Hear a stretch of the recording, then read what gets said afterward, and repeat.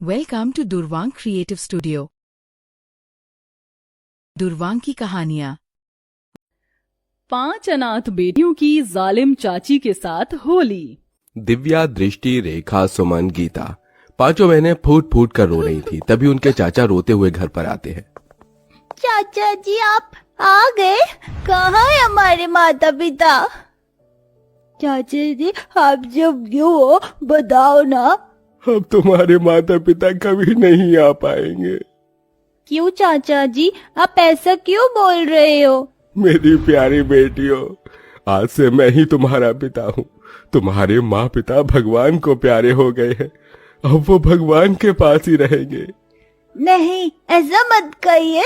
बताइए हमारे माता पिता कहाँ हैं? उनके बिना हम कैसे रहेंगे? 5 बेटियों की बातें सुनकर सर्वेश उन्हें गले से लगा लेता है, जिसके बाद वो रोते हुए अपने कमरे में आता है, जहाँ उसकी पत्नी निकिता उससे कहती है, कराए अपने भैया भाभी का अंतिम संस्कार? हाँ कराया। चलो ये तो ठीक है, लेकिन अब मुझे ये बताओ, इन 5 लड़कियों का क्या होगा? तुम ये कैसी बातें कर रही हो? इनका क्या होगा मतलब? अरे ये अनाथ हो गई हैं। इस घर के अलावा इनके पास और कोई रहने का ठिकाना भी नहीं है। वाह वाह, देखो तो सही, तुम्हारे भैया भाभी तो मर गए और हमारी छाती पर इन 5 लड़कियों को छोड़ गए। कौन करेगा इनका कन्यादान? मैं इनका चाचा हूँ, मैं करूँगा। तुम करोगे? तुमसे अपनी औलाद तो पाली नहीं जाती। तुम्हारा बेटा इतने दिनों से एक साइकिल की जिद कर रहा है, तुमसे एक साइकिल तो ली नहीं गई। इस घर और परिवार को चलाने के लिए मैं शहर जाकर नौकरी करूंगा। तुम हमारे बेटे और 5 लड़कियों का ध्यान रखना। ऐसा कहने के बाद सर्वेश अपना सामान पैक करता है। चाचा जी आप कहाँ जा रहे हैं? तुम 5 अपना ख्याल रखना, मैं शहर जा रहा हूँ काम के लिए। सर्वेश उनकी शादी के लिए पैसे जोड़ने शहर चला जाता है। इधर उसके जाते ही निकिता अनाथ बहनों के ऊपर अत्याचार करना शुरू कर देती है। अब ये मेरा मुंह क्या देख रही हो? इस घर में तुम्हें फ्री पोकट की खाने को नहीं मिलेगी। चलो जल्दी जल्दी काम करो, घर में बहुत काम है। चाची जी आप हमें बता दीजिए कि क्या क्या काम करने हैं, हम सारे काम कर लेंगे। लेकिन हमारी ये 2 छोटी बहनें हैं, इनसे काम मत करवाइएगा। रोटी की कमाई हर किसी के लिए बराबर है, इसलिए तुम 5 को ही घर के काम करने पड़ेंगे। रेखा, सुमन तुम जाओ और खाने की तैयारी करो। और इधर सुन गीता, तू घर की साफ सफाई कर। इसमें तेरी 2 छोटी बहन हैं, तेरी मदद करेंगी। मैं थोड़ी देर आराम करने जा रही हूँ। निकिता ऐसा कहकर अपने कमरे में आराम करने चली जाती है और इधर 5 अनाथ बहनें अपने माँ बाप के मरने का गम लिए घर के अंदर सारे काम करना शुरू कर देती हैं। सब्जी बनाते हुए रेखा का हाथ जल जाता है। दीदी मेरा हाथ जल गया। अरे भगवान ये क्या हो गया? चल तू इस पर कोलगेट लगा ले, थोड़ी सी ठंडक मिलेगी तुझे।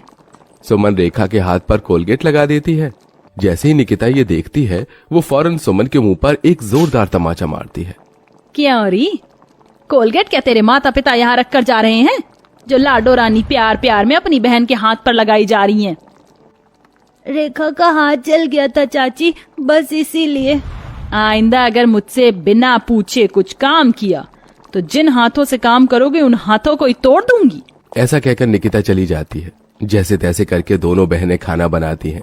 खाना खाने के समय उसका बेटा निखिल कहता है, माँ कैसा खाना बनाया है, कितना बकवास है।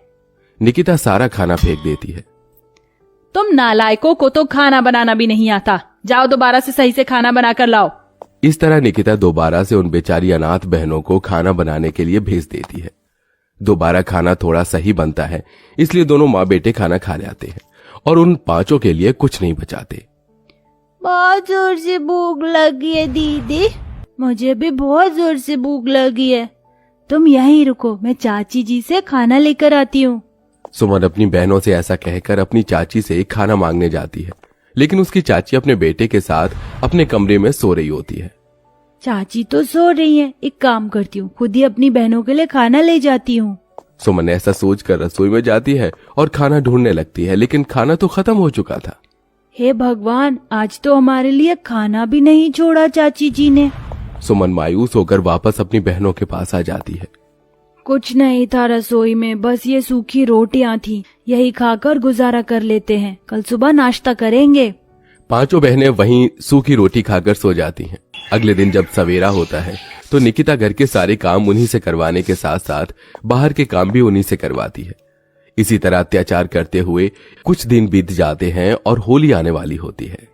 होली आने वाली है और मेरे बड़े भाई उनकी पत्नी घर पर आएंगी। तुम पांचों की पांचों कान खोल कर सुन लो। घर में अच्छे से साफ सफाई करना, जरा भी गंदगी नहीं रहनी चाहिए। सुमन, रेखा, गीता, तुम तीनों बाजार जाकर सामान लेकर आओगी।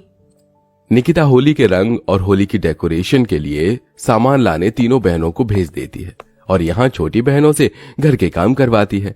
लेकिन बाहर से सामान लाते समय जब वो तीनों सड़क पार कर रही होती हैं तो उनका ध्यान गाड़ियों पर नहीं होता, जिसकी वजह से उनका एक्सीडेंट हो जाता है। मेरे हाथ पर लग गई। चलो चलो, ज्यादा नहीं, थोड़ी सी खरोच चाहिए, घर चलते हैं। तीनों बहनें चोट लगने के बाद भी घर आ जाती हैं, जहां उनका टूटा फूटा गंदा सामान देखकर निकिता बहुत गुस्से में आ जाती है। ये तुमने क्या किया? सारा सामान बर्बाद कर दिया। कहाँ लोटपोट होकर आ रही हो? चाची जी, हमारा एक्सीडेंट हो गया था, हमें चोट भी लगी है। मुझे बहाने देने की जरूरत नहीं है, मैं तुम्हें अच्छे से जानती हूँ। चलो अब जाकर काम करो घर के। पांचों बहनें घर के कामों में ही लगी रहती हैं। 2 दिन में इतने के बाद होली आ जाती है।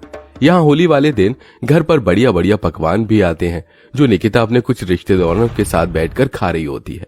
साथ में उनका बेटा निखिल भी बढ़िया बढ़िया पकवान खाते हुए पांचों बहनों को चिढ़ाता है। देखो देखो, तुम्हें ये खाने को कभी नहीं मिलेगा, इसलिए मुझे देखकर ही अपना मन भर लो। निखिल के ये कहने पर पांचों बहनें उसे देखती ही रह जाती हैं। कुछ देर बाद निखिल पिचकारियों से खेल रहा होता है तो वो उन पांचों बहनों को दिखा दिखाकर उन्हें चिढ़ाता है, जिसके चलते वो पांचों अपनी चाची के पास जाती हैं। चाची चाची, हमें भी भूख लगी, हमें भी पकवान खाने हैं। चाची, हमारे माता पिता हमारे लिए हर साल होली पर पिचकारी और रंग लाकर दिया करते थे होली खेलने के लिए। आप हमें दे दो, हमें होली खेलनी है। हाँ चाची, हमारा होली खेलने का बहुत मन कर रहा है। अच्छा, तो तुम पांचों को होली खेलनी है? रुको, मैं तुम्हें होली खिलाती हूँ, आओ मेरे साथ। निकिता प्यार प्यार से उन्हें अपने साथ ले जाती और बाहर घर के आंगन में पेड़ से बांधकर उन्हें डंडे से मारना शुरू कर देती है। इसे कहते हैं लठमार होली। आज तुम्हें इतना मारूंगी कि होली का भूत तुम्हारे सर से हमेशा के लिए उतर जाएगा। लाठी मारने के बाद वो उन पांचों बहनों के ऊपर कीचड़ और गोबर लाकर फेंकती है। गुलाब और रंग से होली खेलने की तुम्हारी औकात नहीं, इसलिए तुम्हारे लिए कीचड़ और गोबर ही सही है। इस तरह का बर्ताव करने के बाद निकिता उन्हें खोल देती है।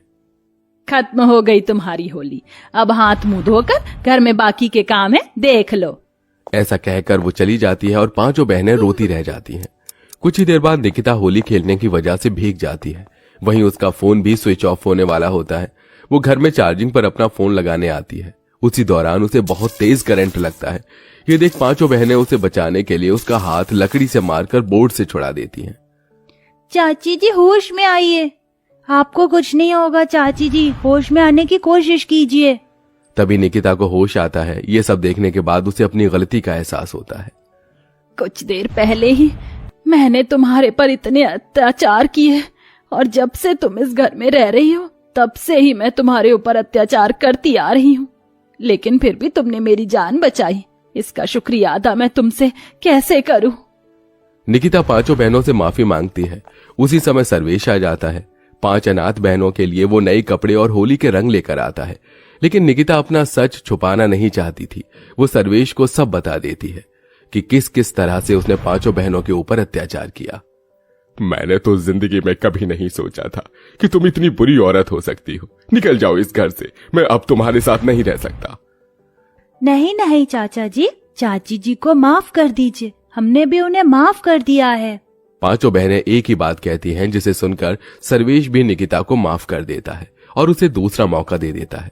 अब निकिता पांचों बहनों की अच्छे से देखरेख करती है, जिसके बाद वो पांचों अनाथ बहनें उस घर में खुशी खुशी रहने लगती। If your kids love funny cartoons, storytime videos, please like, share, comment for more videos and stories. Thanks for watching.